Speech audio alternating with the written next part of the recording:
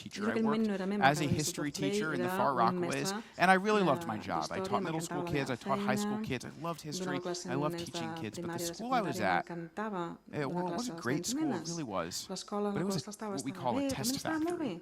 The kids had amazing test scores, and the parents loved it, and the principal loved it, and the students loved it, but the students had a tough time thinking creatively and thinking independently. They had a very difficult time being able to connect what they were learning to anything that wasn't going to be on a test.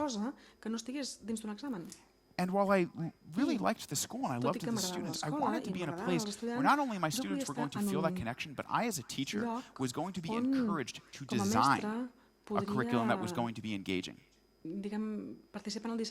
For all of you who are teachers out there, how many times did you start the school year or when you started your career, somebody hands you a stack of books and says, good luck, I'll see you at the end of the year. Teach this. Well, when I found out about Quest and the Institute of Play, I knew that I had found a place where I was going to get to be a true designer and work with other designers to create an amazing learning space. So like I said, it's a public school. It opened up in 2009, and it was framed around this idea of game-based learning, but supported through design thinking, where teachers would be designers and students would also be in the role as designers. And through that, students would learn to think systemically. They would be able to understand why things operate, why things are connected to the rest of the world. There is no better system than a game. And we were going to start there. Currently, Quest to Learn is a 6th through 12th grade school. In fact, this year it's about to have its first graduating class. We're really excited. 57 students, I think, at this point have already gotten into college, and we're very excited to hear about the rest. We're graduating a class of 65 seniors, I believe, and the largest class at Quest, I think the 6th grade, is about 110 kids. It's really, really grown, and we're so proud of it. And what's really amazing about Quest, like I said, is its diversity. It is culturally diverse. It is socioeconomically diverse. 42% of the students are free and reduced lunch. In the middle school, 30% of the students are special ed. 36, I believe, in the high school. 3% of the students are English language learners. And most importantly, this school is just like any other school in New York City in the sense that the kids have to take standardized tests, which what we call in the design field a design constraint. How do you design an innovative approach to learning if students still have to take this? And I'm going to tell you in a little bit how we sort of have addressed this, but students have to meet this. And the students at Quest do fairly well on the tests. They don't blow everybody out of the water, but it's really about putting kids in those roles as designers where we've seen the most growth. So what I want to do actually is I want you guys to see what it's like to attend Quest to Learn. I could tell you all about it, but I think it's going to be better to see it. So last year, when I was in the role of assistant principal at Quest, now I'm full-time at the Institute of Play. When I was assistant principal at Quest to Learn, we were approached by one of the best teams of journalists in the United States of America, Nickelodeon. And Nickelodeon wanted to do a report on students who are on schools that were different. So what you're going to see here are 4 of our students who are in the 7th, who were last year in the 7th grade and in the 8th grade, and you're going to get to see what that looks like. So without further ado, Quest to Learn. Aquí tenim Quest to Learn. At my old school, it was very basic, and it was just like textbook. La meva antiga escola només teníem manuals. Si estudies amb manuals, t'avorreixes molt i realment no prestes atenció. A Quest utilitzem molts jocs a les nostres classes, jocs de cartes, de taulell, jocs virtuals, jocs d'ordinador. A la pantalla diària sempre hi ha jocs. Per tant, aprens les mateixes coses que envies a una escola normal, però ho aprens d'una manera més interactiva, més lúdica. We notice in today's world, kids are most engaged when they're in some sort of a game-like space.